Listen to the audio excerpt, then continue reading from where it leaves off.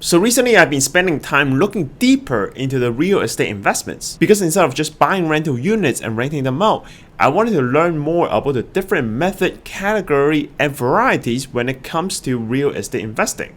Now, it turns out there's a lot of things about real estate investing that I didn't know about. Some I have never even heard of. I didn't know it existed in Canada. So I'm probably going to make multiple videos about this in the coming future, but today I just want to start with something that's quicker and easier and talk about the 3 crucial calculations that you should look at when you're looking at your own real estate investments. So if you're interested to be a little bit more serious about real estate investing, keep watching this video. Now without further ado, let's get started.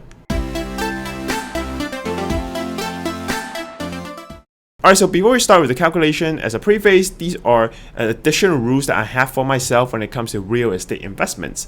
And that is that growth is nice, but it's not something I will focus on when it comes to real estate investment. Income is the only thing that I really pay attention to. The reason why is because real estate investment at the end of the day is an income generating asset by nature, not a growth asset by nature. Yes, I do know there has been crazy times where bidding war is going on, price have grown significantly, but it's not wise to look at it as a growth tool, because if you really want growth, stock market, just looking at growth itself, probably can provide you a better return there. And the only reason real estate look more attractive is because we're leveraging, we're borrowing a massive amount of mortgage when we buy our houses. So this is why a tiny bit of growth on the house looks massive on the books. But here's the thing, for my personal preference, I'm also willing to borrow to invest in the stock market. So looking at growth, pure growth, then stock market is probably historically going to give me a better return than buying a condo and wait for it to go up. And this is also why I made videos in the past talking about why I'm thinking about getting out of my condo investment, is because in the 4 years that I've held it, growth did happen. It was very nice, but I don't see any more room for future growth. And this is why I think it's time to get out, because the income is also starting to look not very attractive. So because I'm not looking at growth, I'm just focusing on income, I will never ever buy anything that is cash flow negative. Because to me, it doesn't make sense to keep pumping money into an investment just to rely on the potential future growth. If I really want to do that, I might as well just go for a stock market. And this is also why the 3 calculations we're about to go through will ignore growth completely and just focus on income calculation.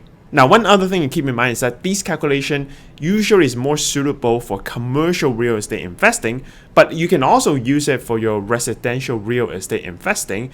But there will be some caveat in there, which I will talk about in the end. Alright, so let's jump into the first calculation, and that is the cap rate. Now, the full name is actually capitalization rate. Basically, what it's trying to measure here is what would this property potentially able to generate you consistently if you were to go with full cash purchase. So the formula is very simple. We're looking at the net operating income divided by purchase price. Now, one thing to note here is that mortgage is not part of the calculation. We do not want to look at mortgage payments.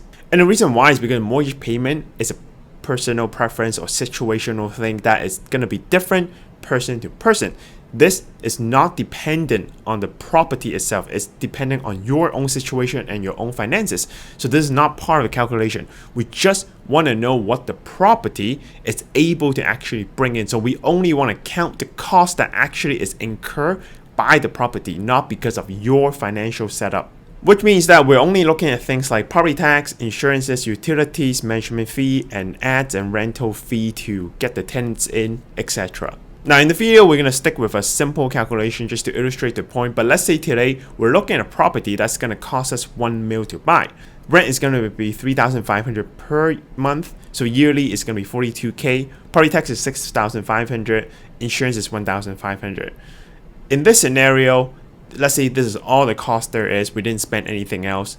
It will be 42,000 minus 6,500 minus 1,500 divided by 1 million, which will give us 3.4% cap rate. This is the return for the actual building itself. Now keep in mind that there is no absolute cap rate that you have to hit to be a good investment or a bad investment. Different industry, different businesses, different types of real estate in different location will give you a different average cap rate. So you should do your own research on what the average cap rate is in whatever property or business that you're thinking about of investing. Now, my personal preference is 4 to 6%. Anything below that, I think, is really not a good income generating asset, and I could be better spending my money elsewhere. Now, keep in mind one thing is that cap rate doesn't tell the full picture, and it's not the only thing you should be looking at because it doesn't take into account things like leveraging or future cash flow improvement if you improve the property. So this is why we need to look at the next calculation as well, which is return on investment, ROI. So this is the most common calculation that every real estate investor should be looking at no matter what kind of property you're buying. We also went through something like this in detail when I was talking about my Surrey rental unit and explaining why I bought it in the first place, because the ROI is so high on paper. Basically, ROI is going to tell you what is your actual return on your invested amount. And the formula goes something like this: net annual rent plus mortgage principal add back divided by invested amount. Now here we have to add the mortgage principal back because it's not part of the cost. Mortgage principal is going to be your equity that you can use in the future or you can claim back when you sell it. So it's actually part of a return. So you need to add the mortgage principal back. And invested amount means all the costs that associated with this purchases. So not just your down payment, but we also look at things like notary fee, property transfer tax, GST if it's a brand new condo, etc. So looking at the same example as last time, as you see on the screen here, we're going to be doing a 35% down payment. So $350,000 is a down pay.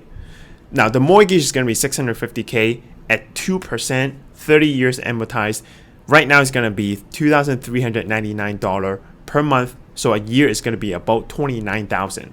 Our net cash flow is going to be $5,201. If we look at the amortization graph, average principal in the first year is $1,300 per month, which means it's $15,000 in 1 year. So we have to take $5,200, add back the $15,000, divided by our investment cost.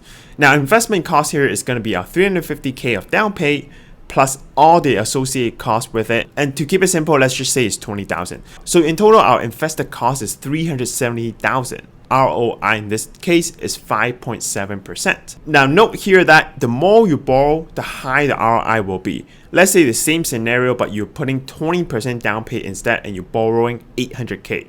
Your ROI would have been 8.24%. This makes sense because the more you leverage, the higher the risk that is. You're also magnifying your return a lot more, so this is why your return is higher. Also, do keep in mind that if you were to go full cash, your ROI will be exactly your cap rate. It's going to be equal because there's no leveraging involved. So ROI is very simple. This is why I'm not going to spend more time here. If you haven't already, if this is the first time you're ever hearing about this, and you're looking into real estate investment, you should definitely at least incorporate this calculation in all your purchase decision before you actually make them. Now, before we move on, a quick commercial break, and I want to talk about our sponsor today, which is Skillshare. Skillshare is an online learning community for creatives where millions come together to take next step in their creative journey. Now, what I love about Skillshare is that it combines really well-crafted video lessons with projects, so it's not just theory. You're actually going to be doing the work, and that's the best way to learn. Once you sign up, you have access to every single class on the website, anything from creative drawing all the way to finances and project management. For example, I'm currently learning a class called Productivity Masterclass, Create a Custom System That Works by Thomas Frank, who is also a YouTuber. Now here's the best part. Thank you for Skillshare for sponsoring this video. They're doing a promotion right now. Instead of giving you the usual 14-day trial, the first 1,000 of my subscribers to click the link in the description below will get a 1 full month free trial of Skillshare so you can start exploring your creativity today. So if that's something you're interested, check out in the link in the description below. Alright, let's jump back into today's video. So finally, let's go on to the last figure, and that's a cash on cash return. Now this one is less known, but it's basically looking at your year one return on the cash that you invested. The formula here is simple and very similar to your ROI calculation. We're gonna take your annual net income, not gonna add back anything, and just divide it by your invested cash. And the reason we're not adding back here, which is very different from the ROI, because there we're adding back the mortgage principal, is because we don't care about principal or interest. We just want to know what is our net cash flow compared to the money that we have actually put into this property. And like before, invested cash includes all associated fee when it comes with the purchases. So using the exact same example as before, as you see on the screen, our cash on cash return in this case is going to be 1.4%. So in summary, with this property in mind, the three numbers we're looking at is cap rate of 3.4%, ROI of 5.7%, cash on cash return of 1.4%, which on all three numbers looks pretty low. So from a pure investment income perspective, this is not a good investment that I would be looking at. Now, there's a couple remarks on these calculations. Number one is that cap rate is undisputed because it ignores the mortgage. It's actually what the property will provide out. So no matter who you are, what your situation is, as long as you're looking at the same building, the cap rate should be the exact same. However, ROI and cash on cash return is more situational and can be skewed because it depends on your mortgage setup. And here's where the caveat comes in for residential investing. Because residential investing, you can actually go 100% funded by lending if you have HELOC in your first property. Cash on cash return and your ROI is going to look extremely high, and that may not be very useful to tell you much about this property. And also for residential property, the price is more of an ask versus offer. It's going to fluctuate depending on what kind of market we're going through. Whereas for full commercial property, which is just relying on the income, it doesn't have supply and demand. There may be some goodwill negotiation or whatnot, but it's largely dependent on the income that's able to generate. So this is why for these three figures, you definitely want to use them for commercial. And for residential, you might still want to calculate first just to see what the number looks like, because it depends on what you're looking for. Some people are not looking for the income. Some people are simply buying it because they know this area is going to get developed in next 10 years and they're just going to buy and rent it out or live there for now. And it's going to be a pure growth play.